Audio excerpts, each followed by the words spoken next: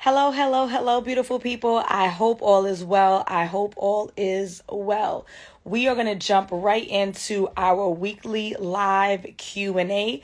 My name is Alison. I'm a certified dating and relationship coach, and I primarily work with singles to help them find the love and commitment that they deserve. I promise y'all, I really was going to be professional this week. I really was going to go in the office and sit at the desk and have the lighting and have all that kind of good stuff. I really did. But then I came home and my bedroom was a mess. And I said, you know what? I'm going to clean the bedroom before my husband gets home. And then the joke was that by the time I was half cleaning, I was tired. And I was like, nah, they're going to get this live Q&A from the bedroom and from bed. And they're going to be all right. And they're going to love me anyway. And it's going to be A-okay. So that is where we are live, live from the action room. Okay. Welcome, Slim. Thank you, beautiful, for calling me beautiful.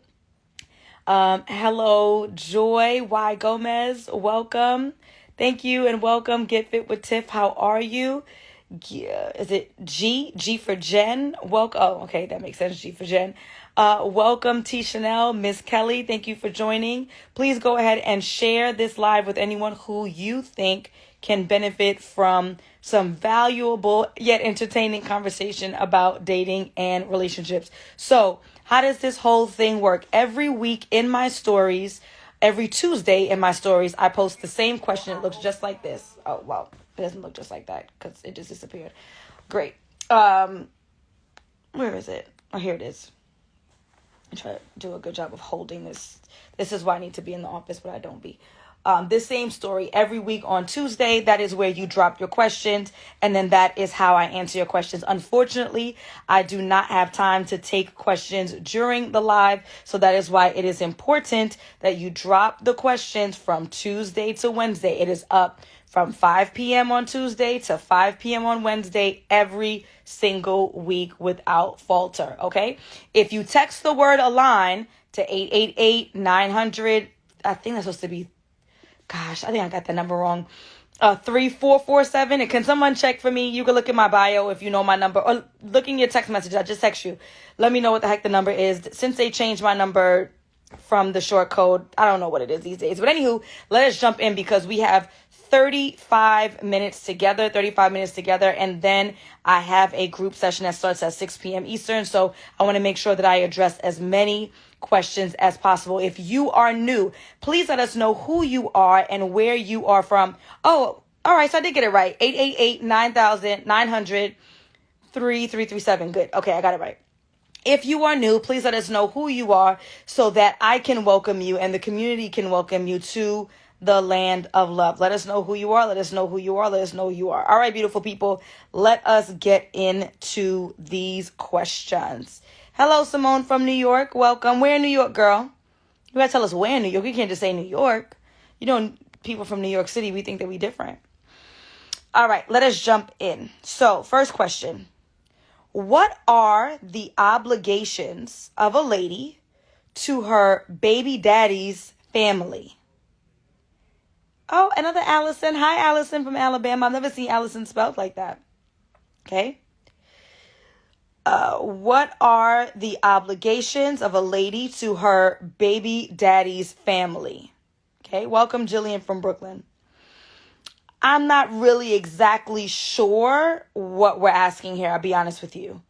Because when you say obligation, what exactly do you mean? I would imagine that, generally speaking, the obligation I would have to my baby daddy's family would probably range in depending on the relationship that I have with the baby daddy, right? So if my child's father and if I were a woman who had a baby daddy, a child's father, right? We're not together and our relationship is great, and the relationship that I have with his family is decent, then I would treat them as an extension of my family. If they needed help, if they needed support, if I was in a position to support them, if the relationship I have with the daddy is good and the relationship I have with them is good, then I would treat them the same way, right? You need a ride to the doctor. You need a ride to the airport. You need like what you need. I got you, right? Because you're an extension of my child's family. So you are like family to me. Now, if the relationship with the father is poor, but the relationship with his family is solid, same thing. They are an extension, or they are my child's family. So they're my child's uncles, my child's aunts, my child's cousins, my child's grandparents. So if we have a good rapport, then I would treat them as such, as an extension of my family. So I'm not exactly sure when you say, what are the obligations of a lady to a baby daddy's family? It depends on what you mean by obligation, like what you're required to do. You're not required to do anything but stay black and die and pay taxes, right? Like that's the requirement of life. But in order to maintain a positive relationship with my child's family, because they're not my direct family, right? I would want to maintain that relationship as much as, I wouldn't say humanly possible, but as healthy as possible. And so if they're asking for things that I would be in a position to provide, that's no skin off my back, I would do it. If they are problematic and he is problematic, then I won't do it. All right? So it depends on what you exactly mean by obligation, but it really depends on the relationship you have with them. I would want a positive relationship with my child's father's family. I'd want that, but it's not a given. Okay? So let's go back and see what you guys have to say. Yes, stay black and die. That's all you got to do, and pay taxes. Yes, if it's toxic, I'd stay away, just like it's my own family that was problematic. So Get Fit with Tiff, I don't think they're together, because I feel like she would have worded it differently if they were together. Depends on how the family is. I agree. Depends on the relationship that you have with the family. Welcome, Sassoon from Charlotte, North Carolina. Thank you for joining. Okay, and anybody else? Oh, Malika from Brooklyn, also East Harlem. Very specific, East Harlem. Kaylin from Vegas. Thank you for joining. And then we also have Natalia from Nassau. She's very specific, Long Island. Lydia from London, and Angela from Louisiana. Okay, so I hope that answers your question. If you need more, any of you guys need more, and this little 3-minute answer just isn't enough, the question may have been limited, my response may have been limited, you need to click the link in my bio, you need to book a session. But based on the information I have, that's the information I'm going to provide, and the advice and the support, then I would advise for you. Okay, next question. Been single for 8 years. How do you answer the why are you single question? This is such a good question. I'll read it again. Been single for 8 years. How do you answer the why are you single question? So I know that a lot of people don't even like this question, which is why I said I like this overall question. People don't like the why are you single question. And I think the reason why they don't like it is because they believe that there's an implication of judgment, right? Like, why are you single? It's not the same thing as why, like, damn, why you still single, right? It's not necessarily the same thing. I think tone matters. I think what stage we are matters. And I think that it's a valuable question. And I've shared why I think it's a valuable question. I understand that there may be some element of judgment, but you have to decide if there's judgment, or is it that you are feeling as though they're judging you because you feel like there's something wrong with being single in the first place. How much of it is that is their tone, and how much of it is that you feel like there's something wrong with being single? So when you hear that question, it's triggering to you, right? We got to get clear on that. All right. But now to answer this question though, how do you answer the question honestly? That's how you answer it. You answer the question honestly. What was the reason? Like, what's the reason? Okay. Perhaps the reason was that you're in medical school and you were focusing on your education. Perhaps the reason is that you experienced some heartbreak in the past. You don't have to tell them all the grave details. Please don't tell them all the grave details. This is not the time and the place, especially if this is early on and you getting to know someone. You experienced some very serious heartbreak. You've been through some tough times in your childhood. I might even use the word traumatic. I've been through some tough times in my childhood. And so I think it's best that I just take my time. And so that's why I've been single for so long. I'm not going to give you all the dirty deets, right? But I don't think there's any shame in you saying and explaining briefly why. Answer the question. Answer the question. Whatever your truth is your truth. You've taken your time. You dedicated yourself to something else. You weren't really sure if relationships were for you for whatever reason. And now you've decided that this is something that you do want to pursue moving forward. And that's why you are on the dating scene now. Easy peasy. We don't have to make this so much more complicated than what it needs to be. So whatever your truth is, in generalities, offer your truth. And then, because if they're talking to you, then they should be single too. You say, well, what about you? You mentioned that you've been single for the last year. I mean, it's not as much as my 8 years, but tell me, what about you? What has caused you to kind of forego dating or relationships? What caused whatever? And then move on. But trust me, sometimes we read into questions more than what it is. And because we have already applied our own biases to say like, oh, he must be saying, well, what's wrong with you? You crazy? Just ask the question. Did they ask it in a way that was offensive, or did you take offense? Did they ask it in a way that was offensive, or did you take offense? Not the same thing. Okay? Yeah, been taking time working on you, whatever it may be. High maintenance. Welcome. Okay? Next question. Is it best to reach your best and full potential physically and financially before meeting someone? Is it best to reach your best and full potential physically and financially before meeting someone? My answer is no. It is not best practice to put your romantic life on hold so that you can be to your full potential, so you can be your best and your brightest. We are on a journey. And so to hold off on some of the most beautiful things in life because you don't feel that you are at the top of the top is impractical. I'm going to tell you why. I'm going to be 36 in a couple of months, and I am not at my best. I'm definitely not at my best physically, but y'all know why. I'm not at my best financially. I am solid, right? I am secure. I'm financially secure. If I were a single woman, I am aware of who I am and what I want, right? I'm constantly working on myself. So I'm a solid human being who is prepared for a romantic relationship. I am whole.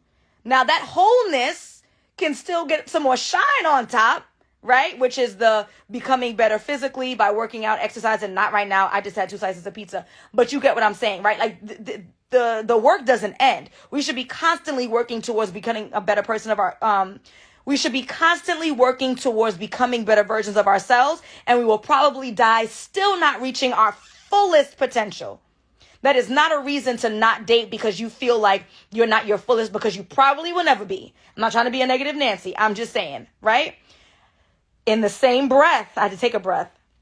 We're not dating people when we're hot mess expresses though, right? So if you know that you are in emotional turmoil, if you know that you should really seek therapy, if you know that you have traumas that have never been flushed out with a professional, not posting on Facebook and reading people's comments, right? If you know that your finances are a wreck, if you know your credit's in the 500s, you need to get it together. If you know that, if you know that there are things like as a functioning adult in the United States of America, you should have some basics and you don't have them, then yes, hold off. Y'all know I always say that. But if you're doing all right, you're feeling good about yourself, there's room for growth. There's always going to be room for growth. So don't hold off on love because there's room for growth. Hold off if you're not ready as a human being to build with another human being. Okay? Hope that makes sense. Going on 3 months dating a guy. We talk every day, been out on 6 dates, but the last 3 weeks, no dates. Move on. Going on 3 months dating a guy.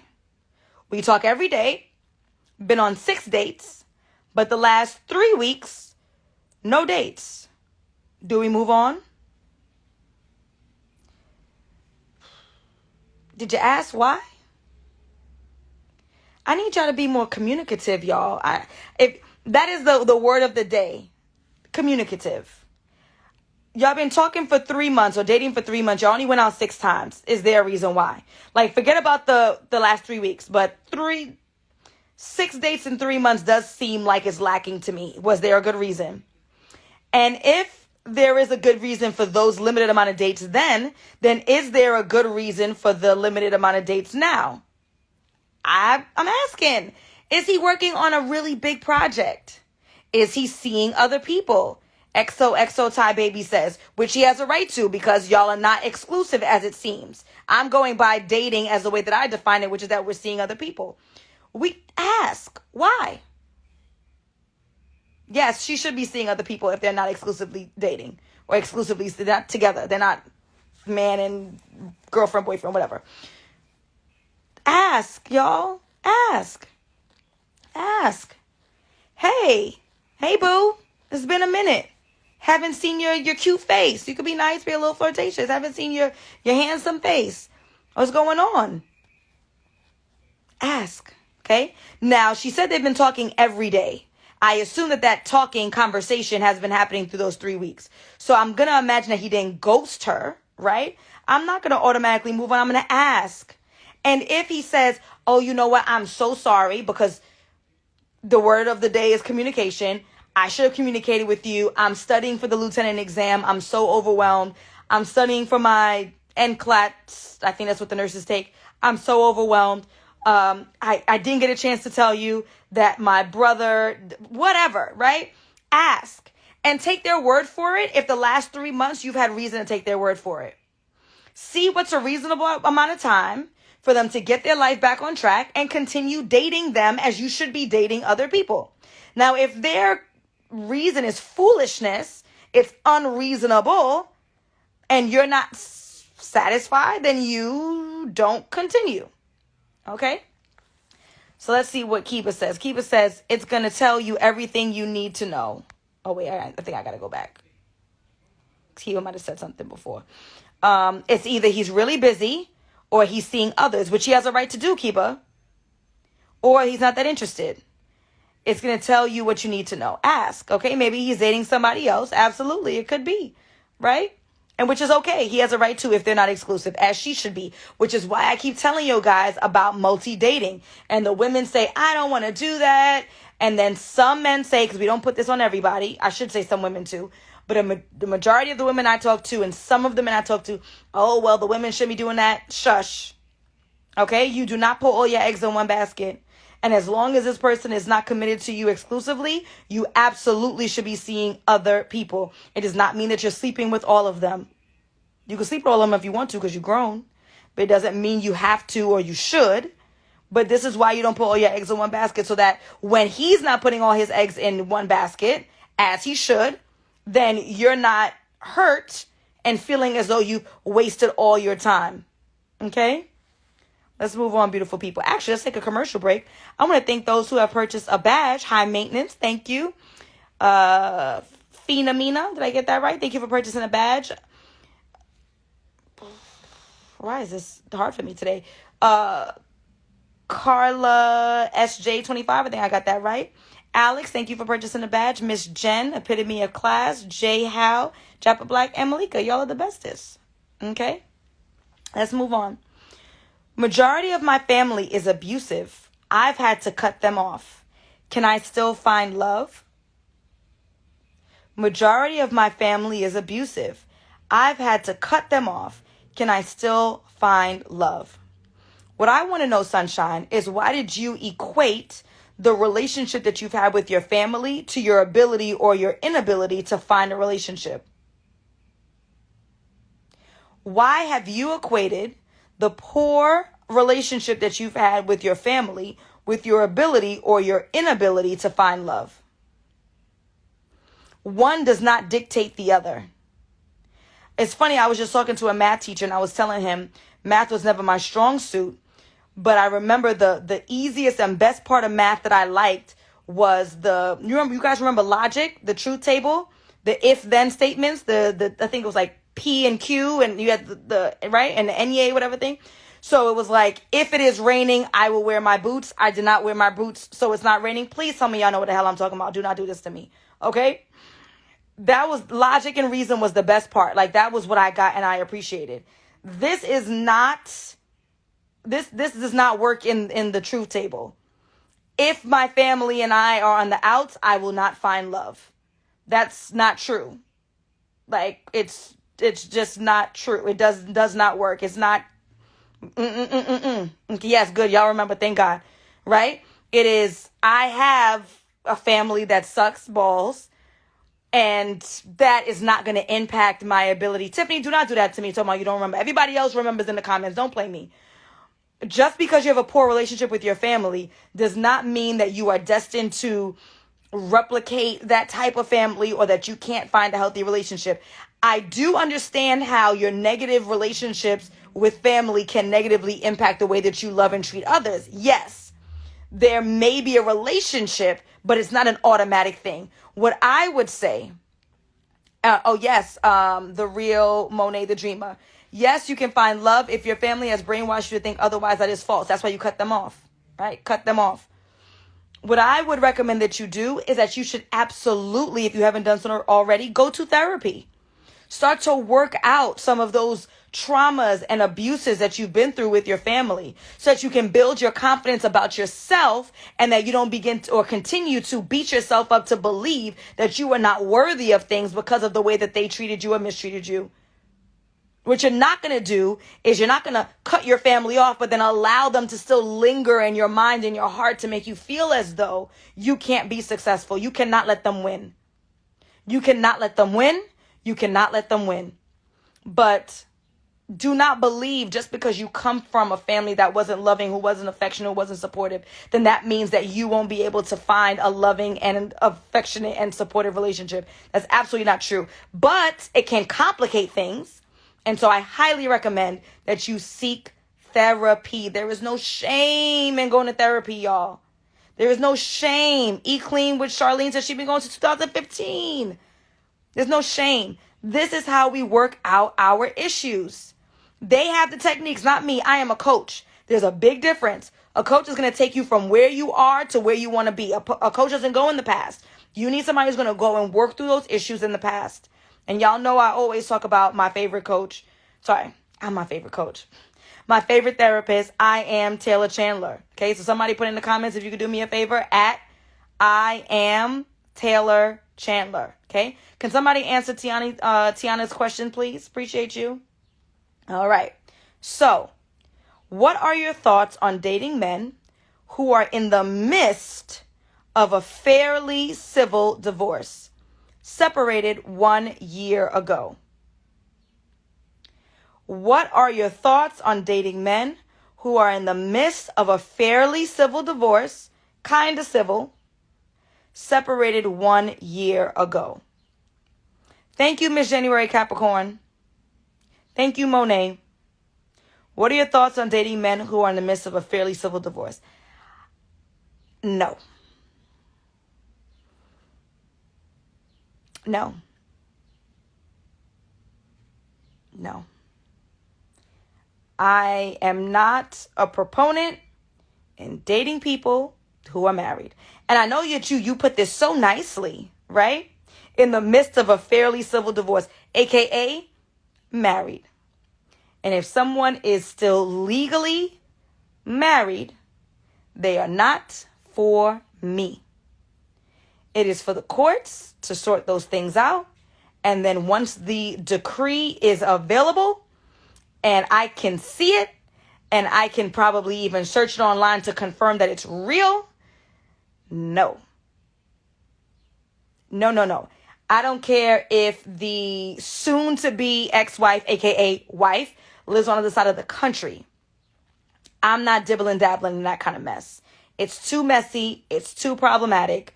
And even though any couple can always go back to their ex, right? Even after divorce. I think Nene from Housewives, like they got divorced, like legally divorced and got back together.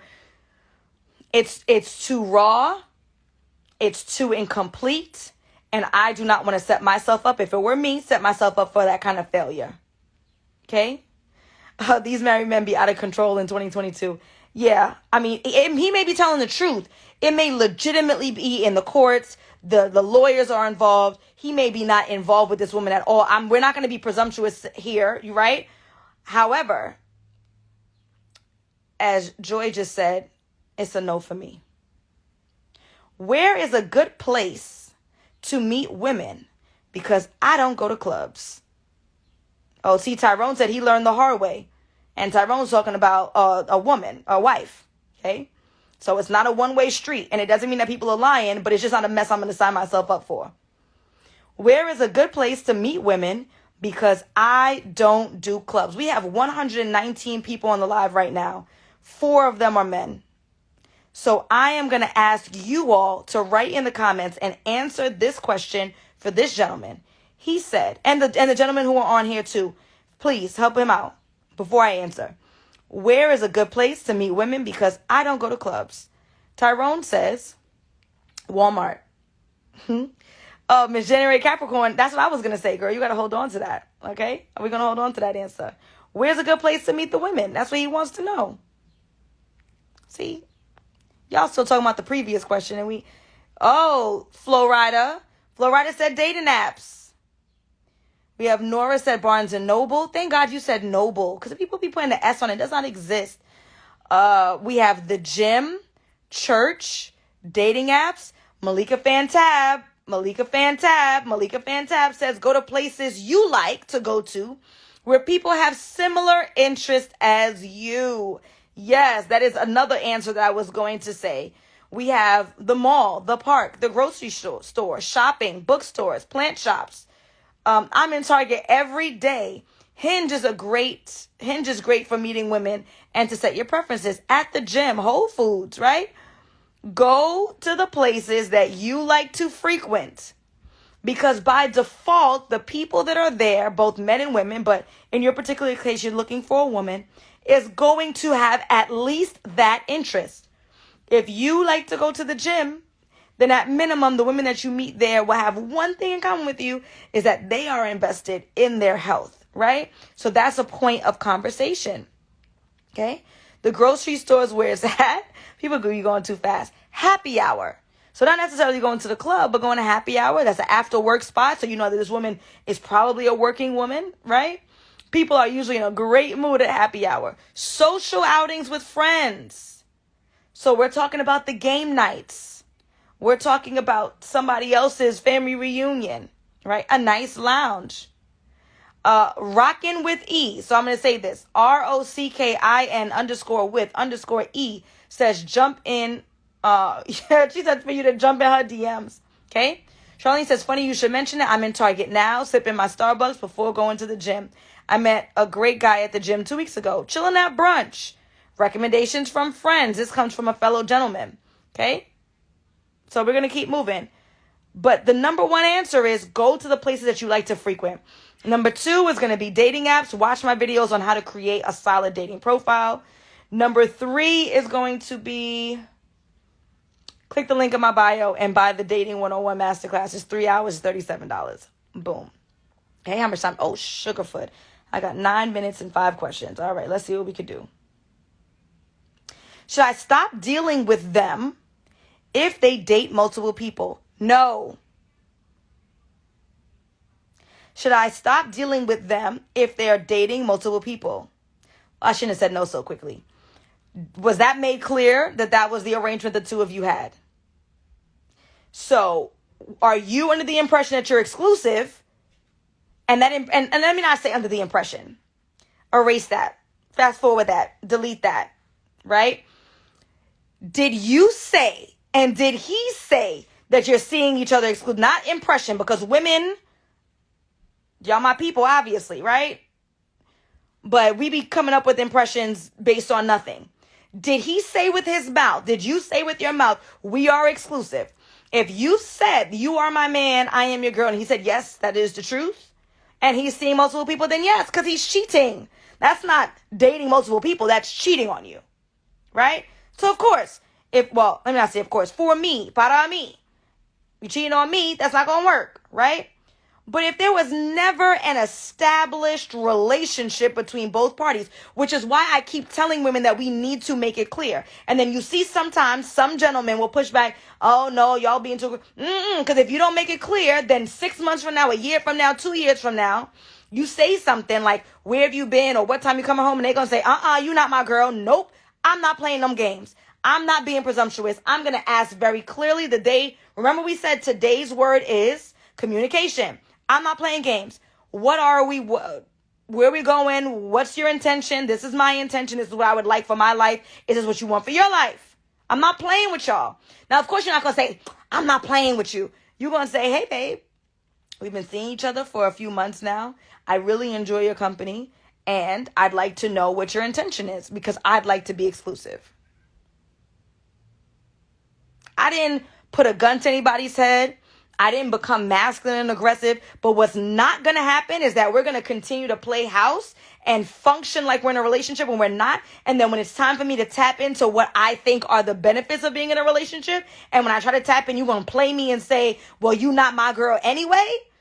That's when the knives come out, and that's not nice. I don't want nobody calling the cops. I don't want no problems. Let's establish where we are now, and then we can both move accordingly. Back to the question. Should I stop dealing with him if he's dating multiple people? If he's dating multiple people and he's not your man, then yes, and you should also be dating multiple people. If he's dating multiple people and that is your man, what's that? And that is your man, right? He's not dating multiple people, he's cheating. That's a problem. Okay? Please ask if they are sleeping with them and if they're using protection. That is key. Are you sleeping with him? Is he sleeping with them? And what is the status of the way that they're functioning sexually? As Tyrone said. Tyrone brought up an excellent point. Because again, I know that people don't like the idea of multiple dating, usually because of the sexual element. So we got to be transparent in that regard. Okay? Let's keep going. When using a dating app, how much time should I reasonably plan to spend on it per day or week? That's a good question. So what I recommend to my clients is that on average, they spend 30 minutes a day doing dating related activities. If you are intentional about something that you're doing, 30 minutes a day is not too much to ask. If you're intentional about weight loss, 30 minutes of workout is not too much to ask. If you're intentional about studying for a promotional exam, at minimum, 30 minutes a day is not too much to ask. So I advise my clients, when we get to the dating portion of our program, because our whole program is not about dating. Some of our program is about you and becoming the best version of you as a process. When we get to that part, we talk about how much time is reasonable. I recommend 30 minutes a day of dating related activities. How do I define that? That's going to be looking and improving your profile, reading other people's profile, responding to messages that you receive, sending messages out to people. Yes, ladies, you are not too good to say hello, good afternoon. You're not too good. Thanks. Texting, right? So once you transition from on the app to off the app, texting, phone calls, physical dates, going out with a wing woman or a wing man. And when I say that, I want to make this very clear. Wing woman goes out with her female friend. Wing man goes out with his male friend. A single woman who goes out with a wing man is on a date with that wing man, and no man will approach you, as they shouldn't, because they will probably expect to get punched in the face because they don't know that that's your wing man. Do not go out with members of the opposite sex thinking that's your wing person. It is not. That is your date, according to everybody in that space. You are also not going out in large groups, beautiful people. My ladies are going out with 6 and 7 women, and you're surprised that other men, or not other men, but that men aren't approaching you. Why would they? If Alicia, my twin, looks just like me, behaves just like me, dresses just like me, is in a group of 6 women, and Alison is on the other end of that bar with just one, who is he most likely going to approach? Why is he going to go through the path of more resistance? He's going to go through the path of least resistance. Right? So, to answer your question, 30 minutes of dating related activities every day, including going out with a wing person that's the same gender as you, including texts, phone calls, dates, on average. Okay? And I got 2 more questions and 2 minutes. I do want to thank Lionel for purchasing the badge. El Hadito for purchasing the badge. Excuse me. And G for Glenn. The gentleman liked this response. That's the most I've ever gotten from gentlemen in a day. So I appreciate you. Yes, Shoshana, you can go out by yourself. I just watched too much Law and Order SVU, and I live in New York, and I'm afraid. So I tell people Going out by yourself is really best, but I have to be honest with you, I would never do it because I'm just too afraid. All right? 2 more questions. Let's see what I can do in 2 minutes. Realistically, what are the odds on women over 45 finding love? It is realistic. You have to be intentional. You have to work hard. You should probably hire a coach to fasten your results. I'm here. Click the link in my bio and book a $1 session while it's still a session. Well, a $1 consultation call is not a session. Do it. Hurry up. It can happen. It is more work. I can guide you. Is a lack of sexual attraction a bad thing? Personality and character are great. A lack of sexual attraction can grow over time. However, if you know that you're never going to be attracted to this person sexually because they are just unattractive to you, do not waste his time and then make him feel like he's being used. Don't do it. The sex is going to be unenjoyable for you. Is that a word? Yeah, unenjoyable for you. It's probably going to be rare. He's going to feel like he's being used. He may then mistreat women in the future. Your attraction to someone can grow, but if you think that they are ugh-mug, I'm just going to be transparent because I got to go. I got a session in 1 minute and one of my clients is on here and she's not going to take no lateness because she paid her good money. If you think he's ugh-mug, you know you can't do it. Do not waste a gentleman's time because he's nice. Okay? Ugh-mug can't go. He alright. His kindness, his warmth, his personality is going to make him hot and sexy. Give it some time. Got it? All right, beautiful people. Oh, thank you, 2 Brown Twins, for the badge. I appreciate you. All right, beautiful people. I got to go. I have a session. If you need more support, you're going to click the link in my bio. You're going to check out the freebies. You're going to join my text list so you know when I go live, when I have my free trainings, when I have my discounted stuff.